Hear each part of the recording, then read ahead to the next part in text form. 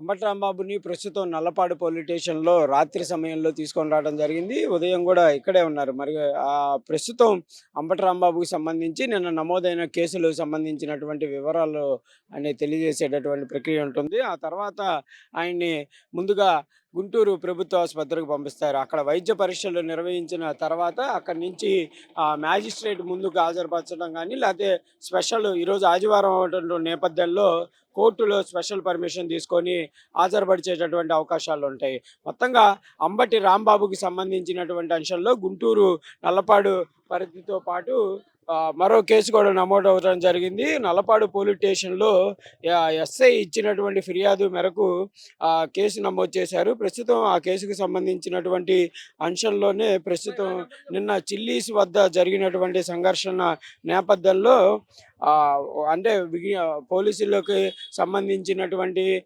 అంశాలలోనూ ఏదైతే వాళ్ళ వాళ్ళ విధులకు విఘ్నత ఏదైతే ఉందో అది భగ్నం కలిగించారనేటటువంటి కేసుతో పాటు అంబటి రాంబాబుపై వై వైకాపా కార్యకర్తలు సంబంధించి కొంతమంది అంబటి రాంబాబుతో పాటు మరికొంతమంది వైఎస్ఆర్‌సీపీ పార్టీ వాళ్ళకి BNS 126 section 2, 196 section 1, 352, 351 section 2, 292 red with 3 section 5 కింద కేసు నమోదు చేయడం జరిగింది.